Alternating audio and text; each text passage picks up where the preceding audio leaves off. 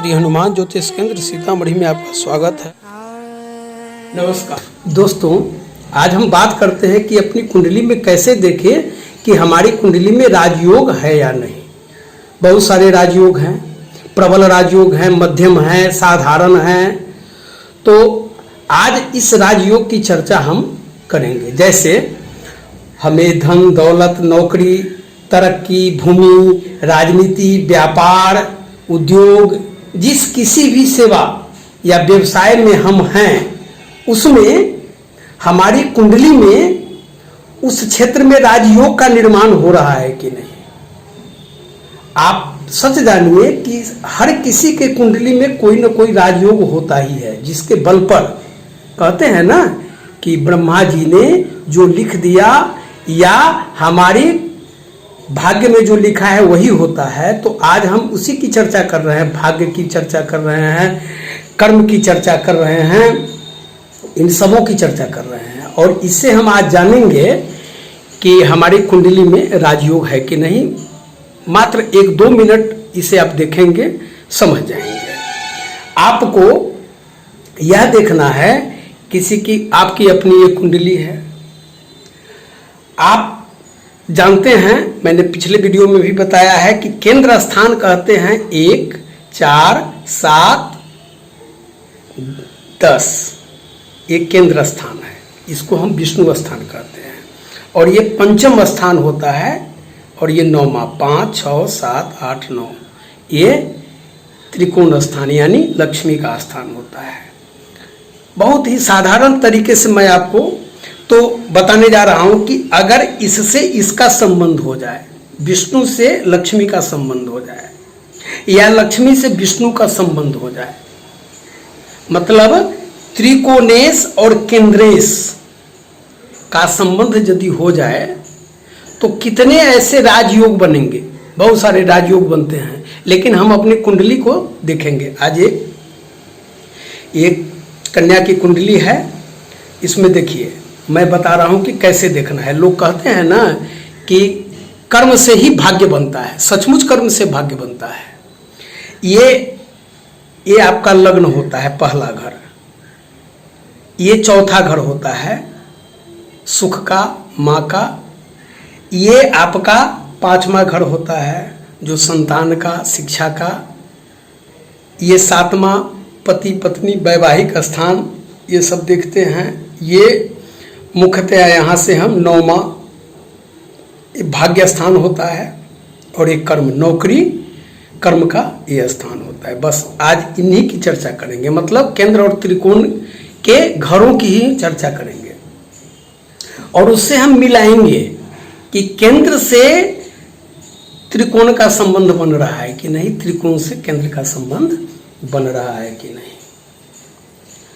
तो देखिए, सबसे पहले खासकर 9वां स्थान, ये 9वां स्थान है आपका, इसे भाग्य स्थान और 10वां स्थान यानी कर्म, इस घर को देखेंगे। स्वाभाविक है कि ये नवमेश और दशमेश, इसमें 8 अंक लिखा है, तो इसका मालिक हुआ वृश्चिक राशि, इसके मालिक हुए मंगल। ये 9 है, धनु, इसके मालिक हो गए गुरु। तो स्वाभाविक है कि नवमेश इसका मालिक और इसका मालिक अगर इसी घर में बैठ जाएं, यानी कि मंगल और गुरु इसी घर में बैठ जाएं, तो प्रबल राजयोग बनाएंगे या नहीं। या इस दोनों का मालिक इस घर में बैठ जाए तो प्रबल राजयोग बनाएंगे। फिर दूसरा सूत्र यह हो सकता है कि नवमेश और दशमेश किसी घर में इकट्ठे बैठे हों, यानी कि इसका मालिक और इसका मालिक, यानी कि वृश्चिक का मालिक मंगल और धनु का मालिक गुरु। तो मंगल और गुरु किसी भी घर में कहीं भी बैठे हों, अथवा इनमें से दोनों एक दूसरे को परस्पर पूर्ण दृष्टि से देखते हों, यानी कि मंगल मान लीजिए यहां बैठ जाए, ठीक है, और गुरु यहां बैठ जाए, तो 7वीं दृष्टि से एक दूसरे को देखेंगे। अब इसमें देखिए, गुरु यहां बैठे हुए हैं और मंगल यहां बैठ जाता, तो परस्पर 7वीं दृष्टि पड़ती, ये प्रबल राजयोग हुआ। चूंकि 9वां घर भाग्य स्थान है और दसम आपका कर्म स्थान है, तो इसका मतलब यह हुआ कि वह व्यक्ति अपने कर्म से भाग्य का निर्माण करेगा। दूसरा यह कि पंचम स्थान त्रिकोण स्थान है, ये त्रिकोण का स्थान है, ये पंचम और ये नवम। तो पंचमेश ये 4 है, तो कर्क लग्न की कुंडली हुई, कर्क लग्न हुआ तो कर्क का मालिक हुआ चंद्रमा। तो ये चंद्रमा और दशमेश ये गुरु दोनों अगर पंचम भाव में यहां बैठ जाएं यहां पर, अथवा ये पंचमेश ये चंद्रमा और ये दशमेश ये गुरु दोनों यहां दसम भाव में बैठ जाएं, तो निश्चय ही विशेष राजयोग कारक ग्रह जो है ये राजयोग कारक भाग्य प्रदान करते हैं और प्रबल भाग्योदय होता है ऐसे व्यक्ति का। तीसरा सूत्र यह भी हो सकता है कि पंचमेश इसका मालिक और दशमेश इसका मालिक दोनों ग्रह केंद्र स्थान के पहले, चौथे, 7वें और 10वें भाव में बैठे हों, या 5वें इसका मालिक ये जो देख रहे हैं भाग्य घर, इसके जो स्वामी होंगे हो सकते हैं कि यहीं बैठे हों या यहां बैठे हों, तो भी राजयोग का निर्माण कराएंगे। यह भी हो सकता है कि पंचमेश इसका मालिक और दशमेश इसका मालिक दोनों अलग अलग घर में बैठे हों, परंतु पूर्ण दृष्टि संबंध बनाते हों, 7वीं दृष्टि, या एक दूसरे को देखते हों, क्योंकि पंचम स्थान यह स्थान विद्या बुद्धि संतान का घर है। तो स्वाभाविक है कि ऐसे कुंडली वाले जातक जातिका इनके सहयोग से समाज में ऊंचे पद प्राप्त होंगे, ख्याति ये लोग हासिल करेंगे। कुछ और सूत्र देखते हैं। देखिए ये नवमेश यहाँ का जो मालिक है, इसमें जो अंक लिखा है इसका मालिक, और ये जो अंक लिखा है इसका मालिक, यानी कि मंगल और बुध अगर नवम स्थान में हो, यहाँ हो जाए, या नवमेश इसका मालिक इस स्थान में हो, या इसका मालिक इस स्थान में हो, या फिर यूं कहें कि इसका मालिक नवमेश और दशमेश ये दोनों कुंडली में केंद्र स्थान में या त्रिकोण में बैठे हों। मतलब इसका मालिक अगर ये 1, 4, 7 और 10 में बैठे हों या 5, 9 में बैठे हों, तो भी राजयोग का निर्माण कराएंगे। तो ये कुछ जो योग हैं, इसे कुंडली में हम लक्ष्मी विष्णु संयोग के रूप में देखेंगे, यानी कि केंद्रेश और त्रिकोणेश, ये त्रिकोणेश 2 घर 5, 9, 1, 4, 7, 10 केंद्र, ये दोनों का संबंध आपकी कुंडली में बन रहा है कि नहीं, इसे देखना जरूरी है। आइए मिलाकर देखते हैं। देखिए पंचमेश इसका मालिक और लग्नेश ये जो अंक है इसका मालिक, ठीक है। दूसरा पंचमेश का चतुर्थेश से जो इसका जो मालिक है इससे संबंध बना ले, या पंचमेश से इसका योग बन जाए, सप्तम स्थान सप्तमेश का, पंचमेश से नवमेश का योग बन जाए, नवमेश से लग्नेश का योग बन जाए जो अंक लिखा है उसके मालिक से, अब पंचमेश का इसका दशमेश इससे योग बन जाए। मैंने पिछले कई चार्ट में बताया है कि कौन से ग्रह किसको देखते हैं और किस राशि के कौन से स्वामी ग्रह हैं, उनकी कैमी दृष्टि होती है, उच्च नीच राशि क्या है, कौन से ग्रह किस राशि में उच्च नीच के होते हैं। मैं पुनः कोशिश करता हूं कि इसे एक बार पुनः डालो, इसे डाउनलोड करके अपनी कुंडली मिला सकते हैं। हाँ, तो नवमेश और चतुर्थेश का योग यहाँ भी बनेगा, इसका योग और इसका योग, इससे दोनों का संबंध, नवमेश और सप्तमेश का संबंध, इसका और इसका संबंध, नवमेश और दशमेश इसका योग, लग्नेश और चतुर्थेश, इसका जो मालिक है और इसका जो मालिक है, इसका संबंध। लग्नेश इसका लग्न का और दशमेश इसका जो, लग्नेश और सप्तमेश इसका जो। तो हम अपनी कुंडली में इसे मिलाकर देखेंगे कि केंद्र से त्रिकोण का संबंध बन रहा है कि नहीं। मतलब त्रिकोणेश केंद्रेश से संबंध बना रहा है और केंद्रेश त्रिकोण से संबंध बना रहा है कि नहीं। ये हर किसी की कुंडली में होती है। ये अलग बात है, किसी के कुंडली में 5-7 हो सकते हैं, कि किसी की कुंडली में 2 हो सकते हैं, किसी की कुंडली में 4 हो सकते हैं, किसी की कुंडली में 1 हो सकते हैं, लेकिन होंगे जरूर। क्योंकि आप जो कुछ भी कर रहे हैं, कहीं न कहीं अगर आपकी कुंडली सही है तो उसके अनुरूप ही चल रहे हैं। एक खास बात और सामने आती है, जैसे 2 या 3 त्रिकोणेश आपस में राजयोग बनाएंगे तो अपार धन संपत्ति की प्राप्ति होती है। जैसे कि मान लीजिए ये लग्न 5 और 9, पहला 5 और 9, इसे भी हम त्रिकोणेश कहते हैं। इसमें एक इसका भी स्थान है और 5 9 का तो है ही। तो जब ये इससे इसका संबंध हो जाए, गौर कीजिए मैं क्या कह रहा हूं, लग्नेश से त्रिकोण का ये 5वें का संबंध हो जाए, लग्नेश से ये 9वें का संबंध हो जाए, तो क्या होगा, निश्चित रूप से लक्ष्मी उसके दरवाजे पर खड़ी रहती है। सुंदर मकान, गाड़ी, धन संपत्ति सभी उसके पास होते हैं। ऐसा व्यक्ति नेता, मंत्री, प्रशासनिक अधिकारी, सरकारी अधिकारी, उद्योगपति, सफल व्यापारी बनते हैं। या यूं कहें कि जिस क्षेत्र में ऐसे लोग होते हैं उसमें उन्हें अपार दौलत और प्रसिद्धि मिलती है।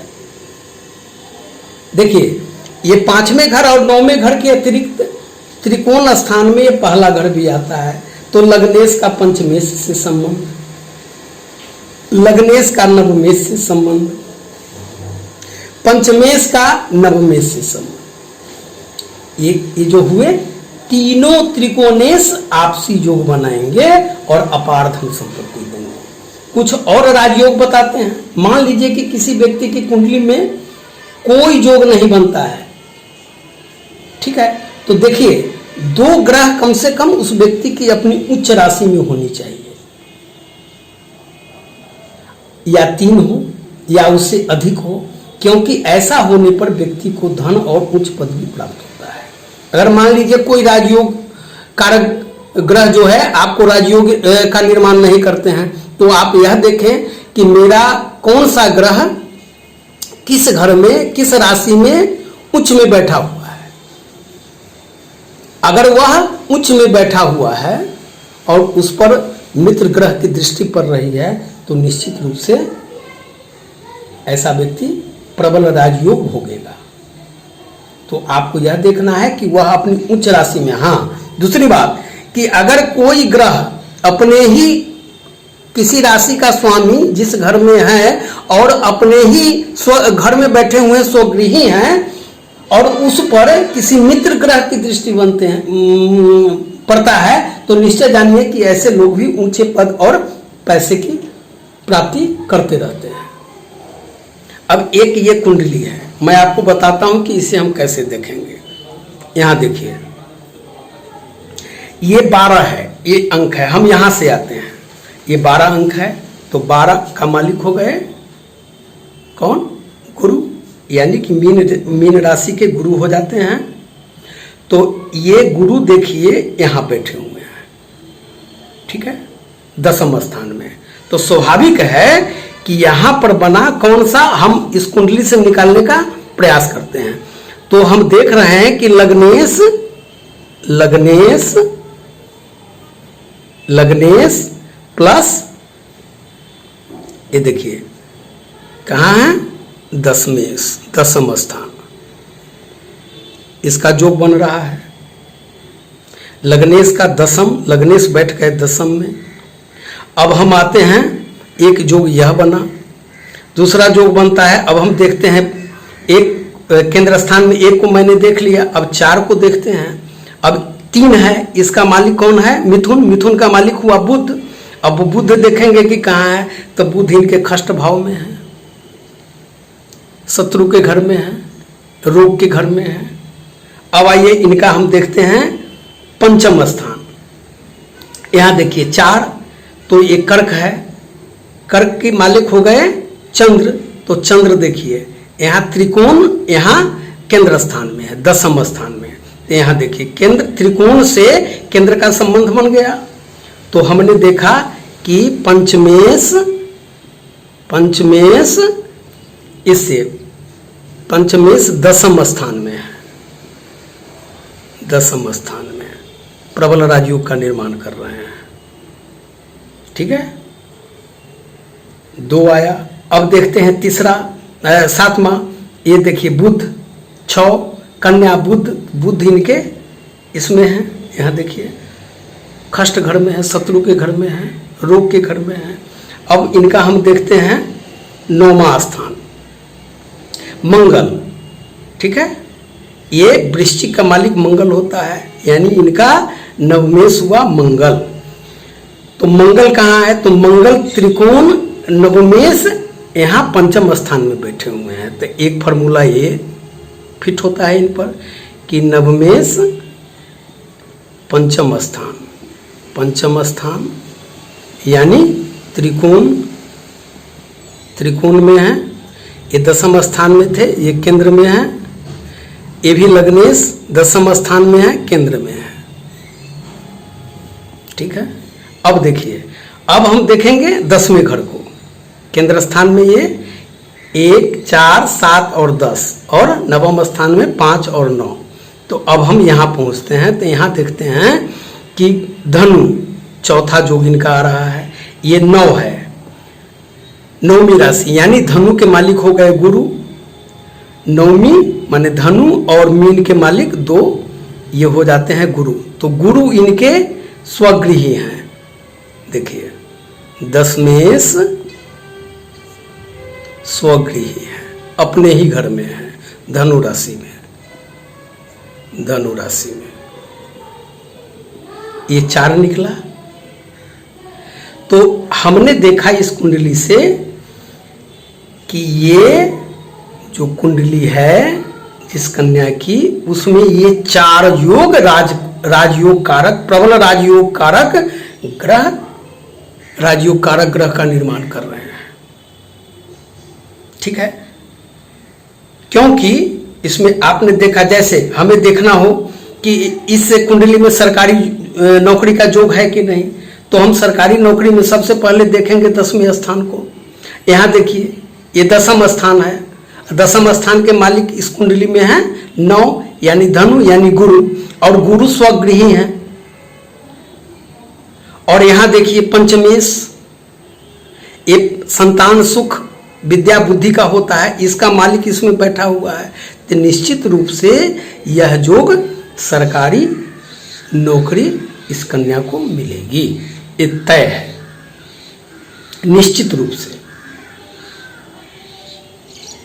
इस तरह आप अपनी कुंडली निकालकर देख सकते हैं कि हमारी कुंडली में कितने राजयोग का निर्माण हो रहा है या नहीं हो रहा है। अब दूसरी बात यह कि हम यह देखेंगे कि अगर हमारी कुंडली में कोई राजयोग कारक ग्रह राजयोग नहीं बना रहा है, तो आप यह देखिए कि शुक्र अपनी उच्च राशि में है कि नहीं, मंगल अपनी उच्च राशि में है कि नहीं, बुध अपनी उच्च राशि में है कि नहीं, सूर्य अपनी उच्च राशि में है कि नहीं, शनि अपनी उच्च राशि में है कि नहीं, चंद्र अपनी उच्च राशि में है कि नहीं, गुरु अपनी उच्च राशि में है कि नहीं।